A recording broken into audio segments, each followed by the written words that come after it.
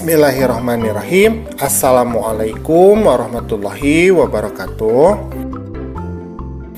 Anak-anakku, pada kesempatan kali ini kita akan belajar di kelas 4 pelajaran yang ke-10, yaitu materi kisah keteladanan Wali Songo.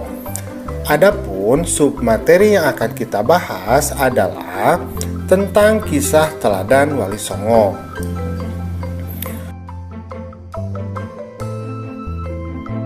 Nah, pada kesempatan kali ini kita akan membahas mengenai kisah-kisah dari para wali Allah, atau yang kita kenal kalau di Indonesia itu namanya adalah Wali Songo ya. Yang pertama adalah Sunan Gresik, atau nama aslinya adalah Maulana Malik Ibrahim.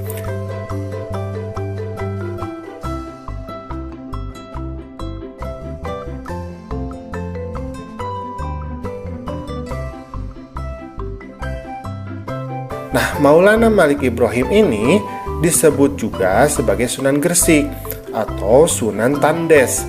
Nah, beliau lahir di Samarkand di wilayah Asia Tengah.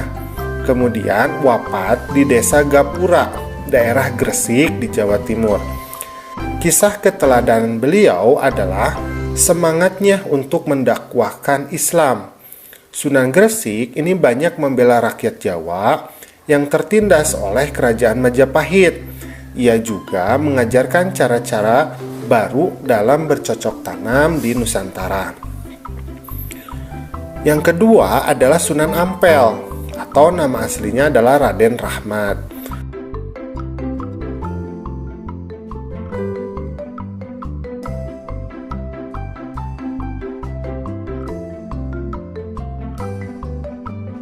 Sunan Ampel atau Raden Rahmat dianggap sebagai sesepuh oleh para wali lainnya.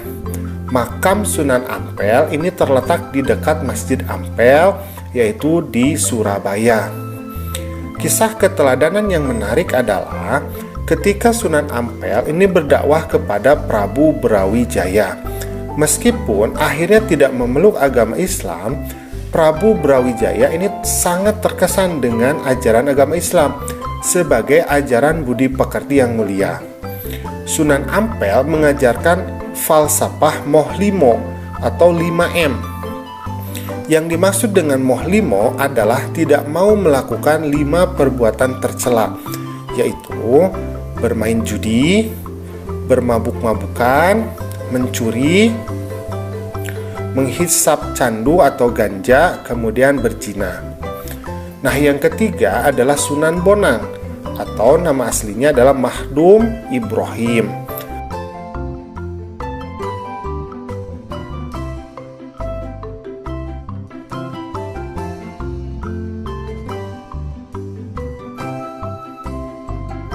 Sunan Bonang adalah putra dari Sunan Ampel yang sekaligus juga sebagai muridnya.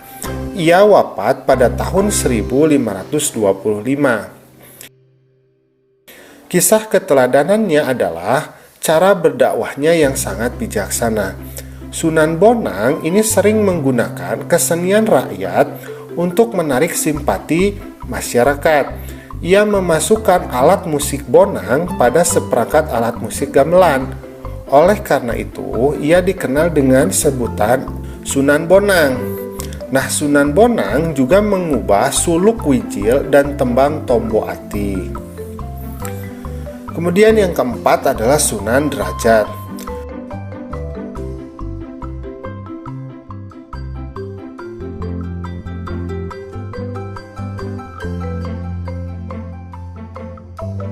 Sunan Derajat juga putra dari Sunan Ampel. Ia diperkirakan wafat pada tahun 1522.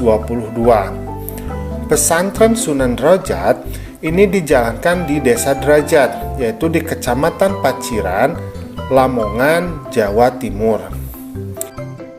Kisah keteladanannya adalah cara dakwahnya yang menekankan keteladanan dalam hal perilaku yang terpuji, kedermawanan, kerja keras, dan peningkatan kemakmuran masyarakat sebagai pengamalan agama Islam.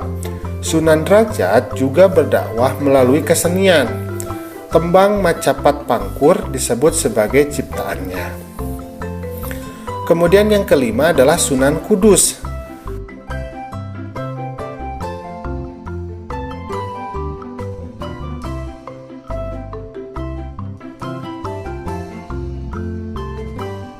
Sunan Kudus adalah putra Sunan Ngudung atau Raden Usman Haji. Ia memiliki peran yang besar dalam pemerintahan Kesultanan Demak. Ia menduduki posisi sebagai panglima perang, penasehat dari Sultan Demak, dan juga sebagai hakim peradilan negara. Sunan Kudus banyak berdakwah di kalangan kaum penguasa atau para priai Jawa.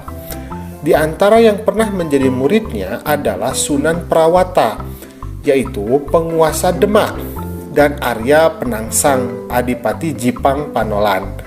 Salah satu peninggalannya yang terkenal adalah Masjid Menara Kudus.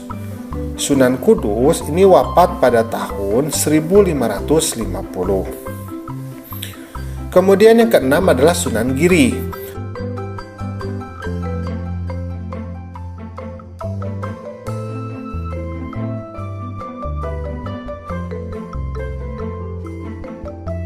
Sunan Giri adalah putra Maulana Ishak.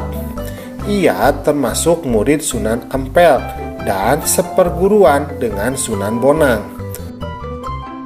Salah satu keturunannya adalah Sunan Giri Prapen yang menyebarkan agama Islam ke wilayah Lombok dan Bima. Sunan Giri sangat berjasa dalam mendakwahkan Islam di Jawa, bahkan sampai ke wilayah timur Indonesia. Ia pernah menjadi hakim dalam perkara Syekh Siti Jenar. Ia pun juga berdakwah melalui kesenian. Tembang Islami untuk dolanan anak-anak diciptakannya, seperti jamuran, jitungan, dan delikan. Nomor ketujuh adalah Sunan Kalijaga atau nama aslinya adalah Raden Said.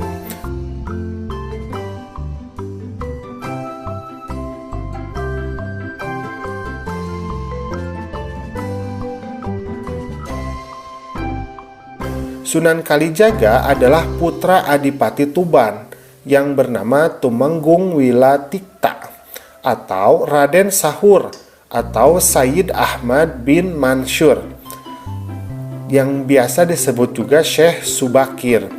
Ia adalah murid dari Sunan Bonang. Sunan Kalijaga juga menggunakan kesenian dan kebudayaan sebagai sarana untuk berdakwah, seperti wayang kulit dan tembang suluk. Tembang suluk, ilir-ilir, dan gundul-gundul pacul juga dianggap sebagai hasil karyanya. Yang kedelapan adalah Sunan Muria atau nama aslinya adalah Raden Umar Said.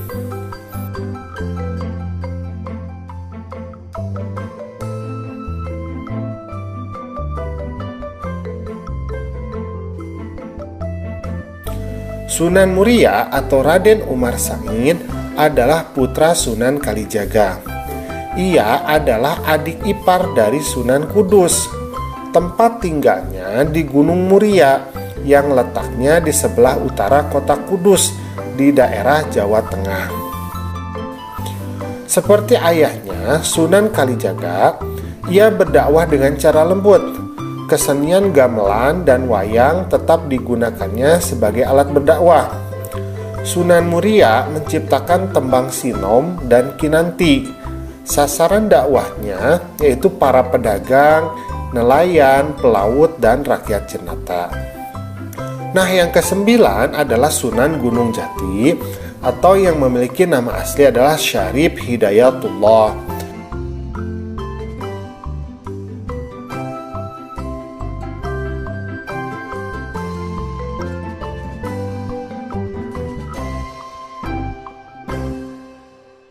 Sunan Gunung Jati atau Syarif Hidayatullah adalah putra Syarif Abdullah Umdatuddin. Beliau berjasa untuk mengembangkan Cirebon sebagai pusat dakwah dan pemerintahannya yang kemudian menjadi Kesultanan Cirebon. Anaknya yang bernama Maulana Hasanuddin juga berhasil mengembangkan kekuasaan dan menyebarkan agama Islam di Banten, sehingga kemudian menjadi Kesultanan Banten. Sunan Gunung Jati memberikan keteladanan yang baik dalam bekerja. Ia sering ikut bermusyawarah dengan para wali lainnya di Masjid Demak. Pada pembangunan Masjid Agung Sang Cipta Rasa pada tahun 1480, Sunan Gunung Jati melibatkan banyak pihak, termasuk para wali lainnya dan sejumlah tenaga ahli yang dikirim oleh Raden Patah. Nah, itulah beberapa kisah singkat mengenai para wali Songo ya. Nah, anak-anakku, alhamdulillah pembelajaran kita pada hari ini sudah selesai. Nah, terima kasih ya sudah menyimak. Mudah-mudahan kita bisa meneladani perilaku dari para wali Allah. Assalamualaikum.